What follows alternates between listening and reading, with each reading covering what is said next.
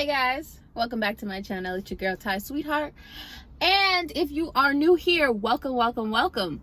So today's video is going to be about the time that I went to jail. So if you're interested in hearing this story, I suggest you stay tuned. Okay, so boom, I've been to jail about 8 times now. I have 8 mugshots. Yes, I know. Oh my gosh. But before you guys judge me, hear me out, okay? Because these times that I went to jail, they're for traffic violations, right?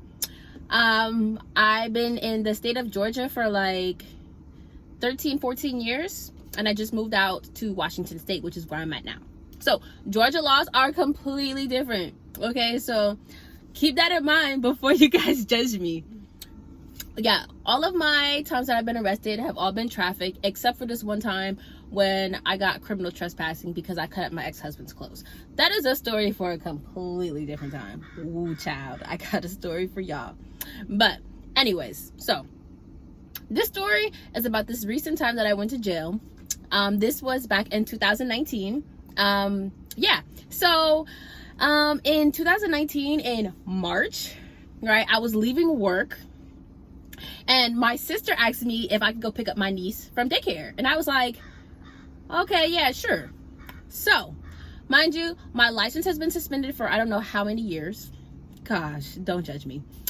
And I usually take the same route home from work every single day. So when she asked me to go pick up my niece, that means I'm going to a different county. I'm going, you know, out of my normal routine. So as soon as I pulled out of my job, right, I went down to this light and I made a right. And as soon as I made that right, there was a police officer sitting there, and I'm like, oh my God. And I just knew in my heart that I was going to jail, right? I just felt it in my soul, because I know, for one, that my license is suspended. I know that this would be my third time getting arrested and stopped for suspended license. But also my tags are bad on the car. So, oh my gosh, boom, I'm freaking out. So as soon as I hit the corner and turned, he was there, and he pulls out, and I'm like, oh shit, man, oh shit. So what I do was I turned into this apartment complex that was like immediately on my right hand side. If you ever like trying to evade the police, everybody know you're automatically making that next turn. So I turned in, but it was a gated community. It was a gated community. So I was unable to get through the gate, and then he hit his lights on me. Whoop whoop. I was like, oh my gosh. So now I'm freaking out. I pull like right in front of the leasing office, and the officer gets out, and he was like, hey, yeah, you know, I ran your plates, and they say that it doesn't come back to this car. So what I did was I took the plates off of my previous car and just stuck them onto this little like Ford that I had. So I had plates so they wouldn't stop me because I had plates. But it didn't prevent them from running the plates. And the plates that they ran came back to, you know, a 2000 green Toyota Corolla, when my car, is the one that I was driving, was a 98 silver Ford, right? And I'm like, oh shit. I was like, oh my gosh, I don't know what happened. Yeah. So he was like, yeah, you know, can I get your license? And I was just like, I know I don't have a license. I was like, oh, I don't have it on me, but I give you my badge from work, right? And I already knew like my name was gonna pop up in the system as soon as he ran it. So I gave him my badge from work, and I told him my birthday, and he went back to the car. He's like, okay, just hang tight.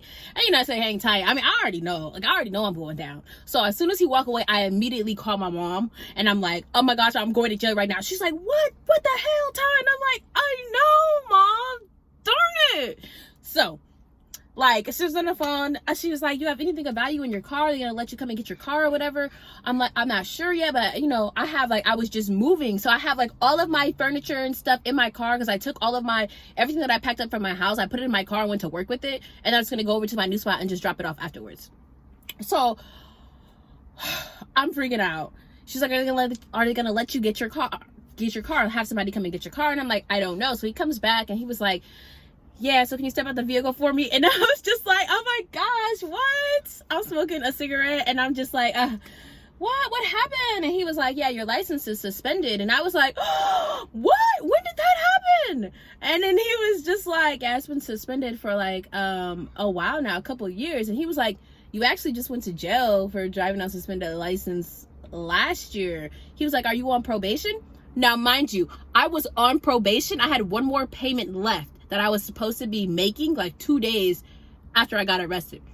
But I was like, no, I'm not on probation. And then so like he went back to his computer or something and like checked something, and he was like, yeah, it doesn't show that you're on probation. And I was confused because I knew that I was on probation because I hadn't made my last payment yet. So I guess the probation office like cleared it out, even though I didn't make the last payment. Thank God. But anyway, so boom, I'm freaking out.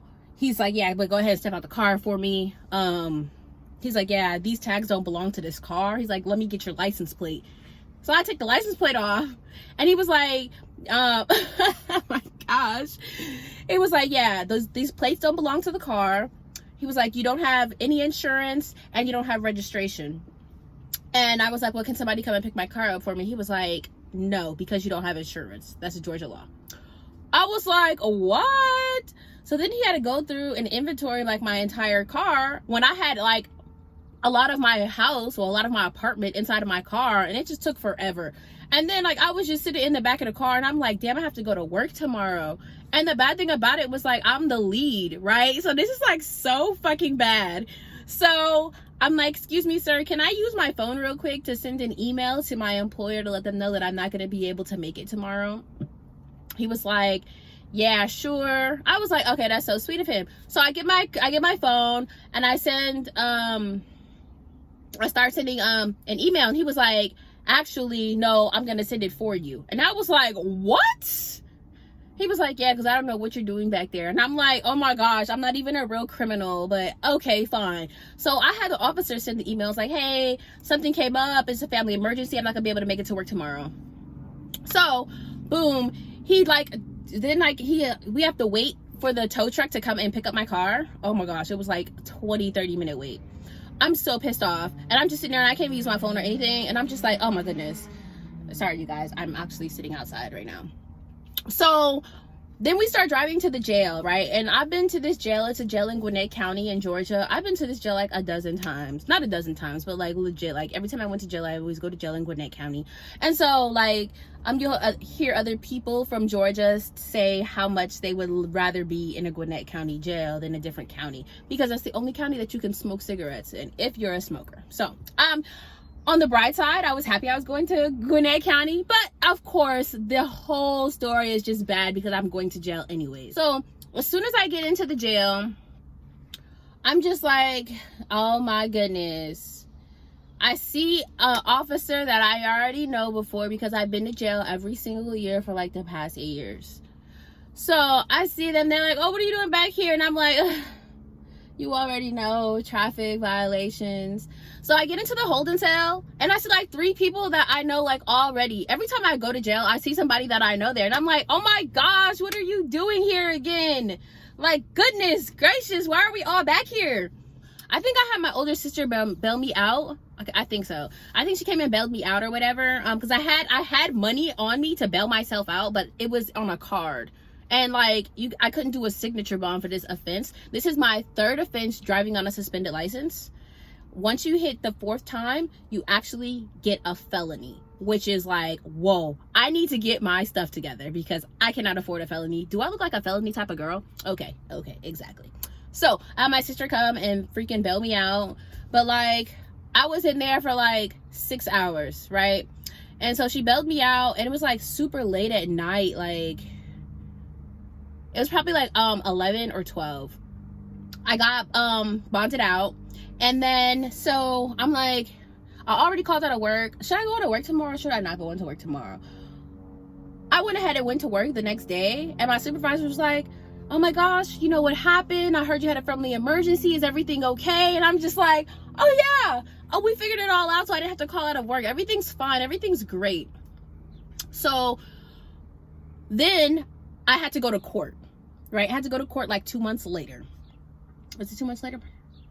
Like 3, yeah, it was 2 months later. So I went to court in May, right? And this is the time that I had already quit my job because I knew I was going to court, and I knew that I was gonna have to serve some time, right? I didn't know how much time, but I was already planning on quitting prior to me, you know, like getting arrested. But like this like certified it like in stone, like I needed to quit because I knew I was gonna be doing some time. So I went to court. I was like the last person to get called. And then what do you know? They finally called my name after I've been there for like 2 hours. And everybody's going to see the solicitor and everything or whatever. And I didn't get to see a solicitor. I don't know why. I always see a solicitor every time I go. So I'm just like, whatever. He calls me up and he was like, hey, this is your third offense. What is going on? And I was like, I'm not going to do it anymore. I swear. And the judge was just like, but this is your third time. I'm sure you said that the last 2 times. And I was just like, oh, you don't know me. So I was just like, oh my gosh. He was like, all of your fines and everything right now, he's calculating it. And he was like, your fines are looking like $4,000. And I was just like, bruh, $4,000? Are you kidding me? And I was just like, I'm so sorry, Your Honor. I cannot pay $4,000 worth of fines. And he was just like, ma'am, this is your third offense. And I'm like, sir, please. I was like, can you just convert my entire fine into a jail sentence? And he was like, okay. So he started like doing some paperwork and doing something on his like little judge computer up there or whatever. And he was like, yeah, so you're looking at 60 days, 2 for 1. 60 days? Okay, so now I'm just like, oh my gosh, 60 days. That's 2 months. That's 2 whole months to be in the pen. It's not really the pen, it's the county jail. But still, 2 months, I was shooketh.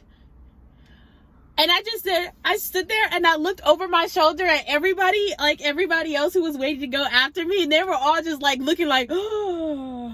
And I was just like, y'all feel me, right? Y'all feel me, right? And everybody there was like predominantly black. So like, I'm just like, I know y'all feel my pain. Look at the system trying to mess me over. So boom, I'm just like, oh my gosh. Then I almost shed a tear because, you know, tears usually like come in handy, like for real. But I couldn't make the tear come out because I was just in shock. Like, what the hell? 60 days of my life behind bars for driving on a suspended license? And no insurance and no registration? And bad tax? Oh my God. Oh my God. So I was like, you know what? Yes, Your Honor, I'll take the 60 days. And he looked at me like, I really feel like you should speak to someone. Are you sure you want to do that? He was like, we can, you know, call for a continuance. But I didn't want to call for a continuance because I wanted to get the time over with because I was supposed to be moving to Washington State, right? But I didn't know that I was going to have to do 2 months in jail. I thought I was probably going to have to do 10 days in jail, but not freaking 2 months. But I went ahead and was like, no, that's fine. Sign me up. He was like, when do you want to turn yourself in? I was like, I'll turn myself in the following Monday. And I think that was like what is it called? Memorial Day? It's in May. Anyways, I went in on May 27th. That was my first day. I had my sister drop me off at the jail and I turned myself in. And I was in the holding cell for like a whole day before they decided to dress me out and then take me upstairs to the population. So I get into the jail and now me, I'm very like soft-spoken if I don't know you, right? So I get into the jail. I don't know anybody there, of course. This is not high school. This is jail. I get there. My first day, I didn't speak to anyone. I came in already with like money on my books. And then I made sure that, you know, my entire stay, my whole 2 months there, I had $500 on my books. So I was good on money for commissary and everything. But I didn't know anybody. So, you know, and I couldn't make store. So like the first few days there was just like, ugh, I need a cigarette. And then like, I don't want to be asking these girls in here for cigarettes because they're going to be thinking that I'm begging and that I don't have money. And I'm just like, I have money, okay? Like, I'm not even in here for no real stuff. I'm not even a real criminal. I'm a fake criminal. So anyways, my second day there, I got hired as the unit worker in my pod, which means that I had more free time than everybody else and I got more food. And so yeah. And then I started to get a little more familiar with everybody as the days went by and everything. And I was there with some of the people who had some really high publicity cases or whatever. So, you know, I'm getting used to everybody. And then I learned how to roll cigarettes, the little top cigarettes in there that I bought off a commissary, and I was a cigarette girl. I used to write song lyrics on my cigarettes and pass them out to everybody. And then there was a lot of girls in there who didn't know how to say no, right? When people ask them for stuff, like, you're not gonna like use up all my commissary. So the answer is no. No, you cannot have a cigarette. I'm so sorry. I love you dearly.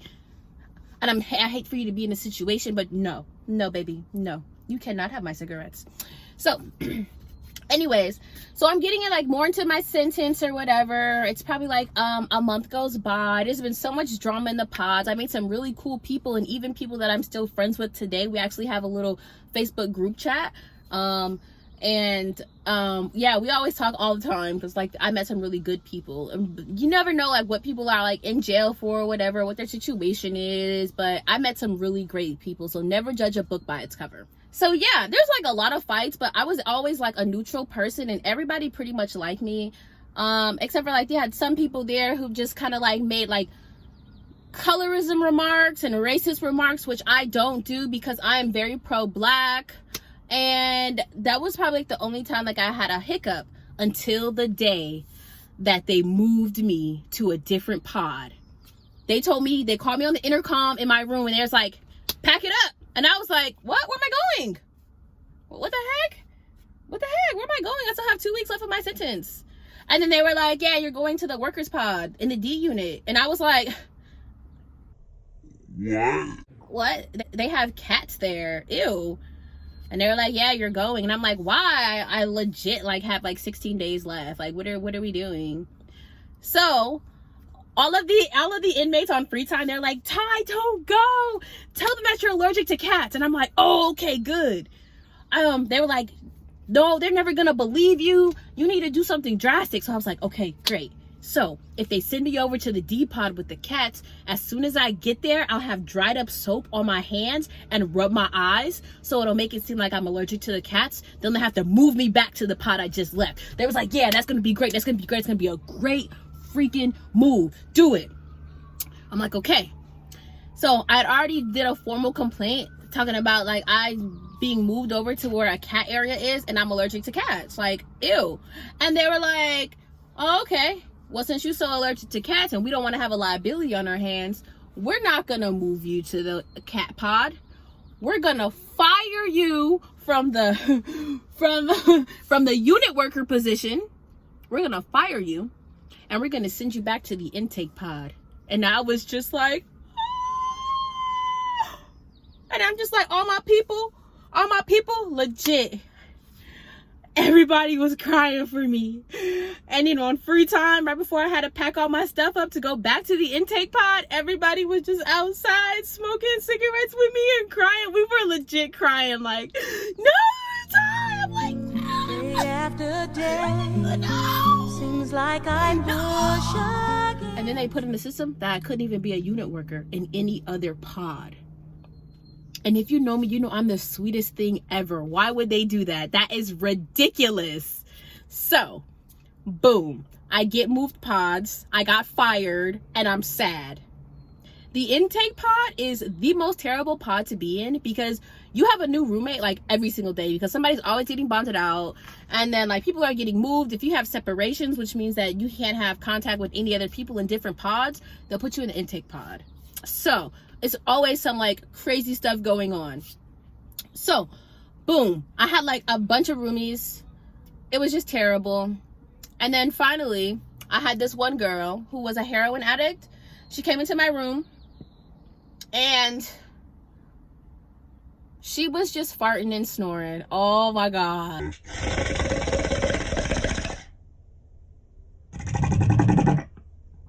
I was like, no, I can't do this. So I called the deputy, and I was like, hey, I need to switch rooms because I'm not finna do this. Yeah, I've been here already for like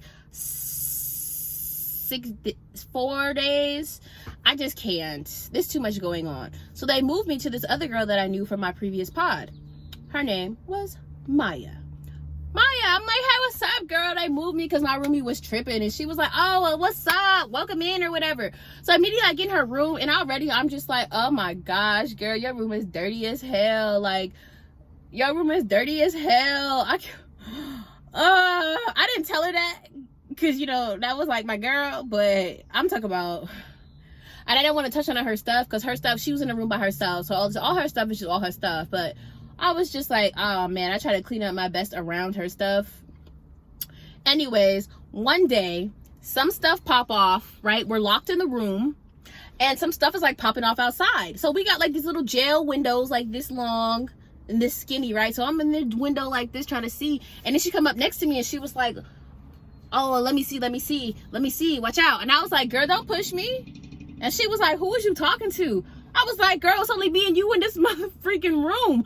Who else would I be talking to? Don't put your hands on me. Don't push me. If you want to look out the window, just ask me to move. But you not finna push me. Don't put your hands on me. She was like, I don't know who you think you talking to, but this not finna work. Oh, hell nah. I'm like, whatever, girl. I go back to my bed. And then she got a whole attitude talking smack on the rec yard for like 2 days, right? Starting beef with me. She even wrote a whole song about me. On God, she wrote a song about me, and I still remember it to this day. You the type of type that'll fight on sight. I see you looking with your looking ass friends. I remember that song. Anyways, so finally the deputy was like, hey, yeah. She was like, you're moving. So I got moved rooms, right? And on my way out, the girl was like, yeah, bye, bitch. And I was just like, okay. You can have that. Because guess what, baby?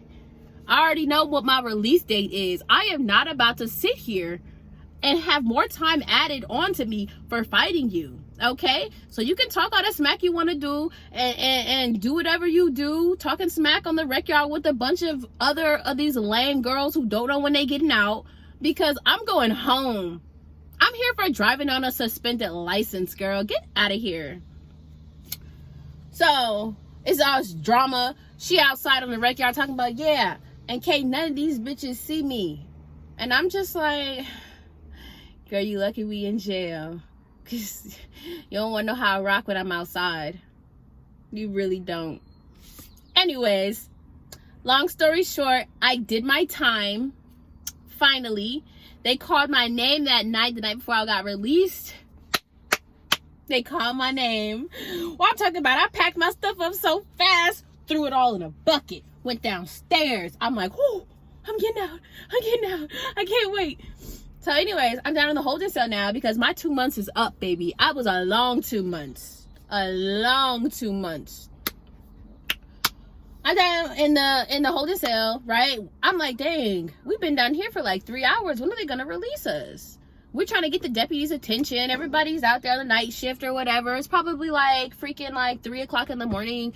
And finally get somebody's attention and they're like, hey, yeah, you guys are gonna be getting out soon. We can't let you out before like we can't let you out like before like 4 or something or whatever. And we're like, dang, so why you bring me down here if we're not leaving till 4? I could have been asleep. So then 4 o'clock come, I'm trying to get somebody's attention. Nobody's like paying us any attention. We got these big huge glass windows, just everybody's ignoring us. Then finally somebody came in and was like, hey, what's up? And that's like me and like 6 other girls were like, yeah, we waiting to go. And that's like, what? Waiting to go? Come to find out, they didn't even start discharging our paperwork. I was so freaking hot, like mad as hell. Mad. So they finally started processing us one by one or whatever. Then we all go and change out. And I had already called my sister and was like, hey, I'm getting out. So like, you know, come get me. And my sister was already there. My sister had been there at like 3:30. And she was waiting for like an hour and a half, 2 hours when I finally came out. And I was just like, oh my gosh, I'm so happy to see you. Then she was like, you want to drive? And I was like, no. I was like, no. I don't even remember how to drive. I've been in the pen so long. And so my sister took me to her house because I had moved out of my place or whatever. And then I went to sleep at my sister's house. And then 2 days later, I got released on the 27th. And then I started driving out here to Washington State. I drove from Georgia to Washington State, which is like almost 3,000 miles across the country. So I drove and I got here on August 1st. So like, yeah, I went to jail May 27th. I got released on July 27th. And then I drove. It was a 2-day trip. I drove and made it here to Washington State. Funny story is, I got a job out here like in the first 4 days of me being out here. And then like, maybe like 5 days after that, I get pulled over in my car because I was speeding and an officer was in front of me. He actually moved out of my way, let me pass him, and then hit his lights on me. And I was like, oh my gosh, I literally just, it hasn't even been a month since I got out. And what do you know? He hit them lights on me. I was like, ooh, no. He pulls me over. He's like, let me see your license. And I was like, oh, I don't have my license on me. I'm just going to work. Mind you, it's 4 o'clock in the morning. Oh, it's like 3 something in the morning because I have to be to work at 4 o'clock in the morning. And I just gave my name and my birthday, and I called my mom again, and I'm like, Mom, I'm going to jail. I just got pulled over. And she was like, no, they're not going to take you to jail out here. You're fine. So he comes back, and he was like, why'd you lie? And I was like, lie about what? He was like, you said that you didn't have your license on you. I was like, I didn't lie. I don't have a license on me. He was like, your license is suspended. Yeah, but I physically don't have the license on me. I didn't lie. I answered your question. So what are you talking about? So anyways, like, yeah, that was like, I'm like, oh my gosh, shaking in my boots. He was like, I have something else to do. He was like, you got somebody to call to come drive you to wherever you need to go? And I was like, yes, sir. And he was like, all right, pull over. So I pull over and I wait. I already called my mom and she's on her way to come and take me to work, which is less than a mile away. And then he just leaves. He leaves me sitting there. I could have drove off, but I was so scared. I just waited for my mom to come and get me and then drive me the mile to work. And then like she got back, she parked my car or whatever, and then got back in the car with her husband, and then they left. Let me tell you this, kiddos. Make sure that your license is good. Make sure you have proper insurance. Make sure your car is registered. And then make sure that you guys are not being repeat offenders like myself, because it will become a felony. The next time that I get pulled over, it's going to be a felony. And I want you all to learn from me, okay? Jail is not the answer. It's not. Okay. So anyways, that's the end of that story. Thank you guys for tuning in. Thank you guys for watching. Be sure to hit the subscribe button and be sure to hit that like button, and be sure to turn your notifications on so you guys can hear about when I drop a new video or anything. Thank you for all your love and support, and I will see you guys next time. Bye.